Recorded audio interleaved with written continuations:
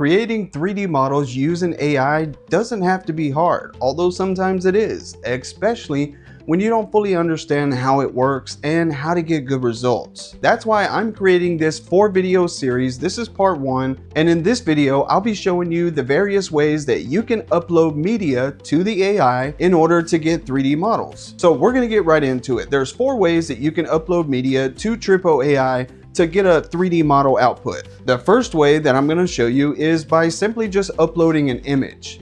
Now there's some key things that you need to know and keep in mind whenever you're uploading an image. First of all, background noise and random clutter can dramatically affect the output of the AI. So your pictures, they may require some pre-processing before you bring them into Tripo AI for the best results. For example, this picture here, as you can see, I went ahead and removed the background. Now I did that so the AI doesn't get confused and it can more focus on the main image because it's the only thing there. Now, the second way to upload images is multi-view. Now multi-view, you're gonna upload 4 images. Now those 4 images, it's going to be front, back, left, and right. Now the same thing applies. You don't want anything in the image to confuse the AI. So you still need to do the pre-processing. I highly suggest that. Now, do you have to do that? I mean, there's a good chance that you'll still get a good result, but then also there's a chance that you're not going to get a good result. So it's better just to use the pre-processing and upload a clean image. So you might be wondering what the difference is between uploading a single image and doing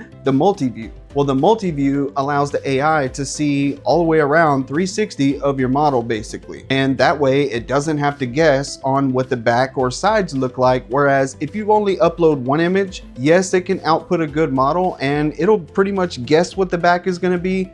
But sometimes you may not want it to guess what the back is going to be because the back is important. Now, if I upload an image just to myself, the back doesn't really matter and it guesses and it does really well because the back, there's no definitive features on my back. Now, let's say you do this Pikachu, for example, the back matters because he has a tail, maybe the sword is back there or the belt or his clothing's different or whatever. In that situation, you'll want to use the multi-view. Or you can use the third option, which I'm about to show you, which is batch images. With batch images, you can upload up to 10 images. And honestly, I would just go ahead and do the 4 images, front, back, left, and right. And then I would kind of do the same thing, except give it a more of a 45-degree angle, and then do a couple of angles that are more coming from the bottom up. That gives the AI several different angles, so it's not guessing on anything. Those are 3 ways that you can use images to convert those into 3D models. Now, the very last way is going to be with text. Now, you could just load up the text option and just type in what you want, but doing that, you're probably not going to get good results because honestly, we're not very good at conveying these things in a way that AI can understand and not get confused. The way I recommend doing that is using another AI to prompt this AI because AI prompting is actually a thing. Over the years, I've gotten pretty good at it, so I really don't need to use AI, but if you're not really good at AI prompting, and you don't know how to communicate with an AI in order not to confuse it or in order to get good results, then I highly suggest going over to any other AI. You can use Grok, you can use ChatGPT or Claude, and open up that AI and you simply go in there and let it know what you're doing. Talk to it like you would basically someone that's helping you and just tell it, say, hey, I'm using this text to 3D model AI generator and I need you to create a prompt for me. This is what I want. I want it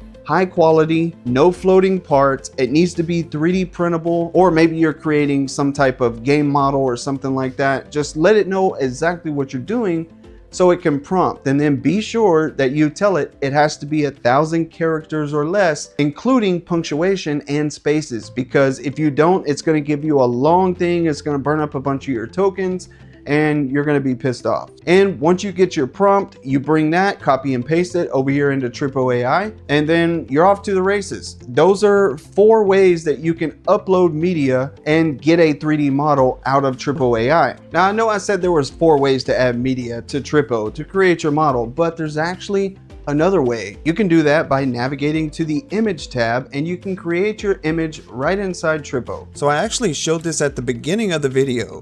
That's where the banana came from. So as you can see here, I typed in create a 3D image of a banana for Tripo AI image to STL generator to use for creating a 3D model.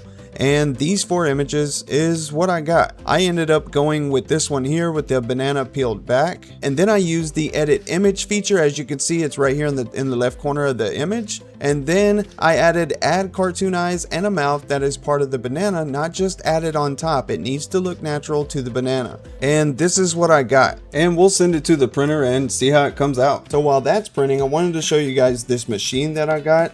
So recently I needed a quick way to make custom stickers for some of my projects, and I also send out a sticker with every order that comes through the Stay Ready to 3D Print website.